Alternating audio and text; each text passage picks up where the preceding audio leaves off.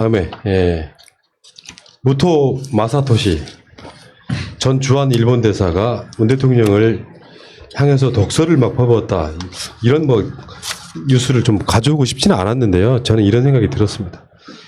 이자가 하는 말이나 미래통합당이 하는 말이나 똑같아서 어쩌면 결국에는 그런 흐름이 있잖아요. 아베가 시도했다.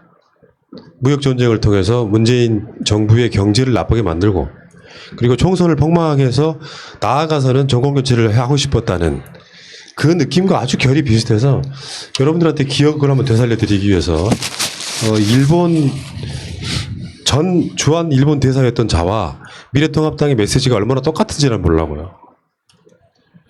문재인 정권은 총선 압승 이후에 그 본색을 드러내고 있다. 민주주의를 짓밟고 정권 뜻대로 정치를 움직이려 하고 있다. 집권당이 야당과의 대화는커녕 필요한 절차조차 무시하고 있다. 문재인 정권 하에서 국회 자체의 기능을 못하고 있다. 심의도 하지 않고 정권 의향을 추인한 법률을 통과시키는 고무 스탬프 국회가 됐다. 앞으로도 절차와 토론을 무시하고 단숨에 밀어붙이겠다는 것이 민주당 내의 분위기다. 민주당이 아니라 독재당이다. 엄청 썼어요. 그 뒤에도 일본 주간지 다이아몬드 웹사이트에 올라간 이 사람의 기고문입니다. 이게 뭐죠? 이게 오타가 아닌가. 문재인 대통령이 아니라 아베. 여기 딱 아베를 갖다 넣으면은 딱 그 말이거든요. 아베가 독재 운영을 정치 그 국회를 운영을 했었고 그리고 뭐 언론 탄압을 했죠. 그러니까 뉴욕타임즈가 작년에는 독재 국가 같다 일본이 뭐 그런 말도 있었고 그리고 이번에 코로나 사태가 발생했을 때도 쉬쉬하면서 뭐 나몰라라고 있다가 이제 올림픽 때문에 나몰라라고 있다가 올림픽이 연기되고 나니까 그때서야 뭐 긴급 상황이다라고 표현하고 최근에 2달 만에 좀 나왔죠. 거기다가 이제 헌법 개정을 하려고 아베가 계속 몇 년 동안 노력을 했었죠. 그리고 경제 정책에 대해서도 뭐 엔화를 불법인지 아닌지는 모르겠지만 어쨌든 그런 식으로 무한정 찍어가지고 경기를 살리겠다는데 실패했죠. 그러니까 결국에는 오타가 아닌가. 문 대통령이 아니라 우리나라에다가 일본이 지금 이 모양이다라는 말을 하려고 했는데 이게 좀 오타가 아닌가 생각하고 있습니다. 이자가 주한 대사를 지낸 게 이명박 때예요. 2010년 8월부터 2012년 10월까지. 근데 이게 지금 다이아몬드 웹사이트에 올린 글 제목이 한국에 태어나지 않아 다행이다.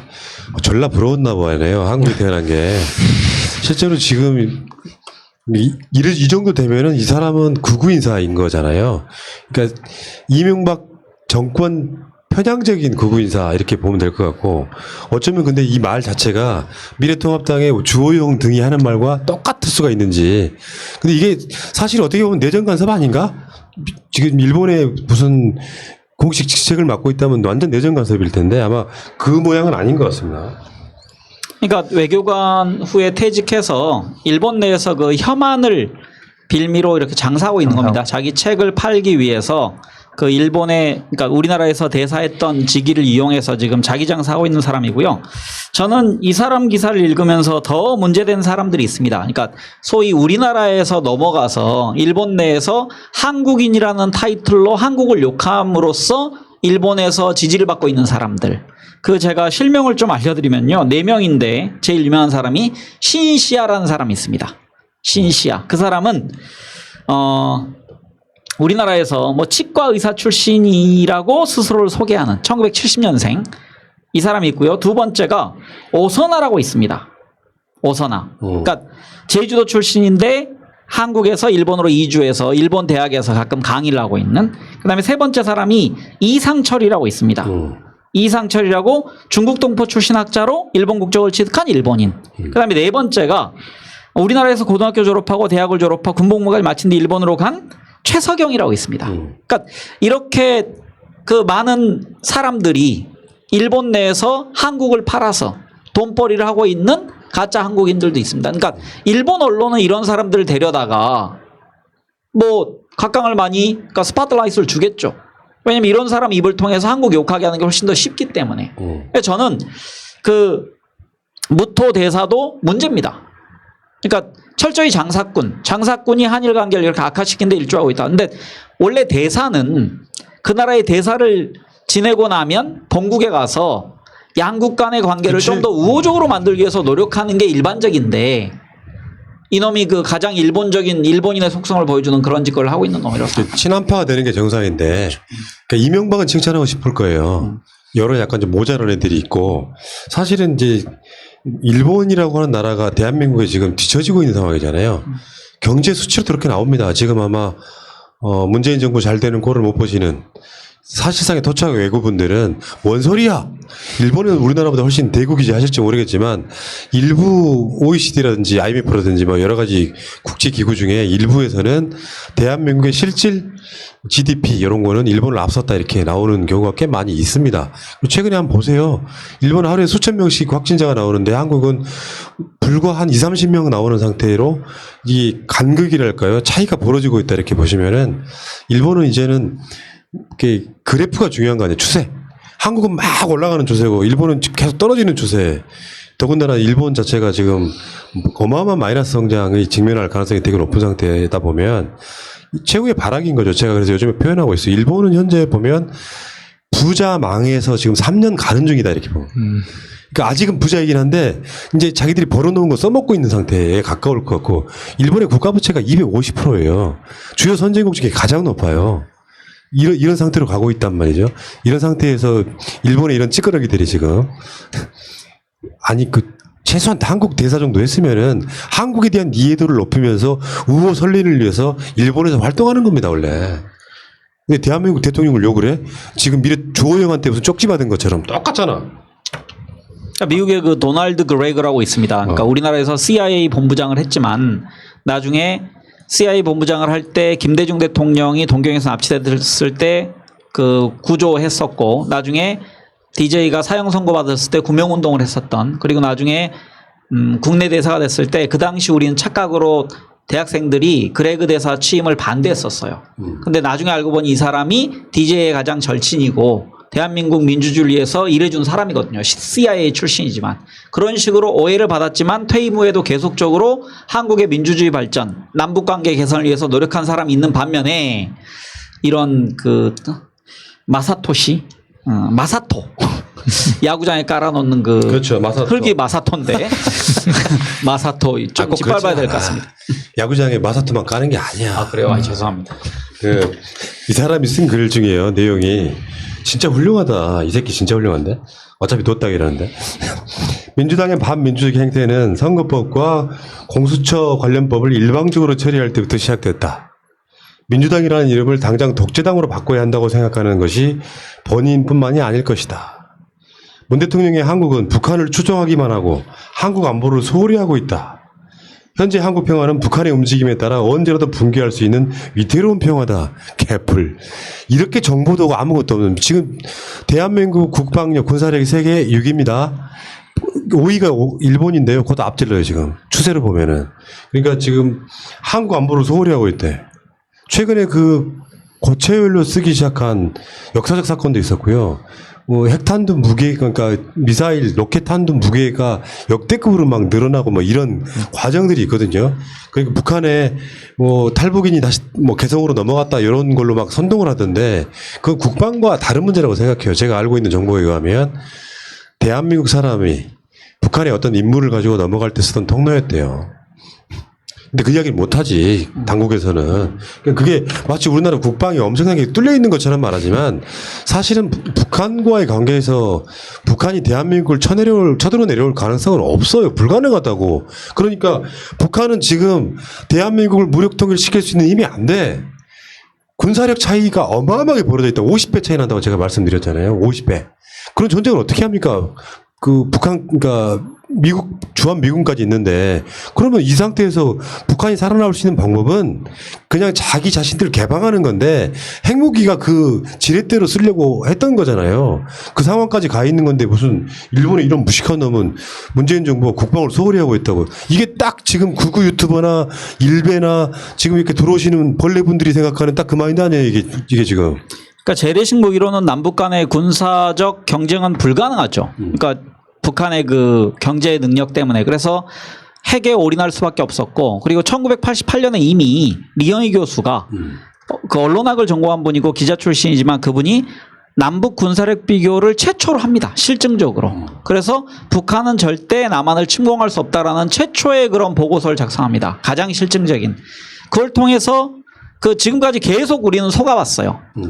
북한이 우리보다 훨씬 더 군사력이 뛰어나구나라고. 80년대 중반까지. 하지만 리영 교수의 발표를 보고서 당시 많은 젊은이들이 아 북한은 남한을 침공할 능력이 전혀 안 되는구나라는 걸 깨닫게 됐고 국방부도 거기에 맞춰서 백서를 내기 시작했습니다. 실증적인. 그래서 그런 면에서 북한은 남한을 그 재래식 무기로는 절대 침공할 수 없는 상황이다. 예. 그게 아마 지속되고 있다고 생각합니다. 그 재래식 무기라 하면 핵무기하고요, 생화학 무기를 제외한 모든 무기 ABC 이렇게 보면 됩니다. 군대 갔다 오셨죠, 들. 네, 갔다 왔습니다. 남은 시간은 군대 얘기나 좀. 저는 아까 말씀드렸듯이 4주 훈련 갔다 사주요? 왜? 공익 갔다. 왜냐면 관상 보려고 그랬거든요. 결국에 그러면 4주. 개월 수로는 한 30개월 이상 했을 거 아니에요. 그쵸. 저는 30개월까지 아니고 제가 그때 또 이제 노무현 대통령께서 그 복무 감축을 해서 한 28개월? 네. 정도. 그리고 하고 또 나서. 네, 저는 그 육군으로 다녀왔습니다. 몇 개월 했어요, 그때가? 제 때가 2년 2개월 했으니까 26개월 했습니다. 26개월? 네. 네. 26개월 했고 아마 예전에 새날들어 나왔던 것 같은데 저도 백두산 부대에 나왔고요. 백두산 부대. 예, 저는 양구에 있었습니다. 네. 어쨌든 간에 정상적인 병역을 다 마치신 분들이에요. 거기가 600, 700곳이 되지 않습니까 보통? 네, 저는 이제 이 말해도 될지 모르겠지만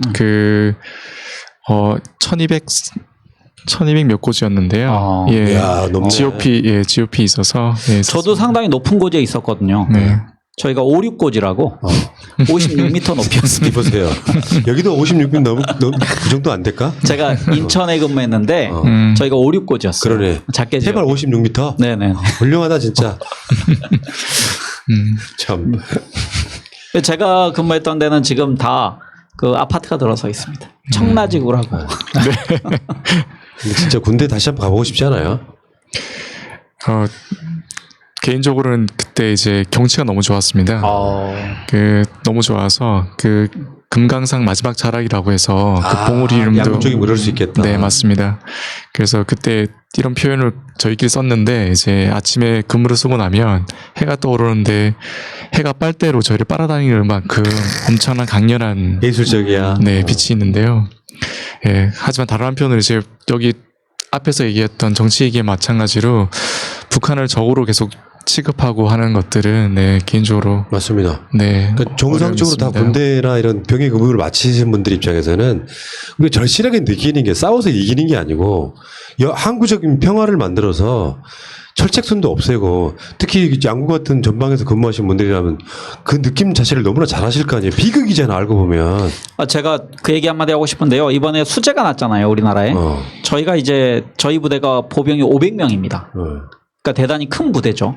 500명 그러니까 본부중대 그다음에 9, 10, 11, 12중대가 있는데 전체 출동하면 병력이 500명 되는데 용인의 당시에 수재 그 피해 복구 나갔습니다. 대민지원. 네. 그럼 500명이 나가면 대단히 큰 병력이에요. 맞아요. 그러니까 그 군 일대에서 피해 난 지역을 지정해 주면 저희가 가서 도왔거든요. 아마 지금 수재가 끝나고 나면 군인들이 그렇게 많이 동원돼서 일할 겁니다. 맞습니다. 그 군인 젊은 청년들 많이 응원해 주시고 또 그 떡 같은 거 많이 갖다 주시기 바랍니다. 그 추리닝 입고 운동화 신고. 네, 네. 근데 사실 통제가 가장 용이한 집단이 군대이기 때문에 가장 빨리 잘합니다. 그리고 일을 진짜 잘해요. 그러니까 그 대민지원. 뭐 한 집에 가서 한 20명이 이렇게 그 노인분들이 이거 정말 한 달에도 못할 일을 군인들이 한 20, 30명 가면 하루 만에 해치웁니다. 그렇죠. 대단한 노동력이에요. 잠겼던 그 방이나 부엌 같은 데가 싹 긁어내고 물청소 미싱하우스 쫙 하고. 치약 들고 해야 됩니까? 그러니까. 자, 어쨌건 알겠습니다. 자, 선성행님. 네. 굉장히 차분하게 뭐 말씀을 잘 하시는데 오늘 첫 방송 느낌 제가 봤을 땐 말씀 안 하시려고 엄청 노력하시더라고요. 안 하시려고. 제가 그렇게 주문을 했거든요. 오늘은 그냥 이렇게 분위기 파악하는 정도만 관여를 하시라 이렇게. 어떠셨어요? 처음에 왔을 때 긴장이 많이 됐고요. 근데 긴장이 줄어들 줄 알았는데 실제로 더 되더라고요. 그래서 그런 걸 느끼게 됐고 개인적으로는 뭐 지식인이든 정치인이든 언론이든 전문가들은 이제 어쨌든 일반인들 대중들이 생각하지 못하는 좀 먼 곳을 그려준다고 한다는데 요즘 사실 그러지 못하는데 그 반대급부로 새날부터 시작해서 많은 그런 유튜브라든지 뭐 대체 언론이 하지만 제가 볼 땐 주 언론이 되고 있는 그런 곳에서 재워줘서 그곳에 한번 참여하게 된 것으로 충분히 저는 기쁘게 생각하고 있고요. 저는 이렇게 생각합니다. 우리는 어쨌든 개인적 삶은 목표나 꿈을 가지고 있고 쫓고 있지만 일상이 너무 행복해야 될 것 같아요.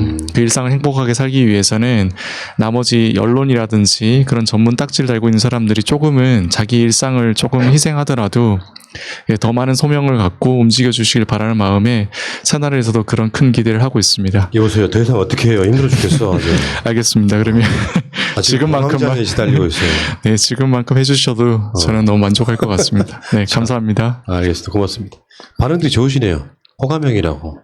네, 감사합니다. 자, 8월 6일 목요일 황 작가, 유창희, 선성익님과 함께한 시사방송 오늘 방송은 여기서 마치겠습니다. 제가 지각해서 죄송합니다. 괜찮습니다. 다음에 좀 더 일찍 오세요.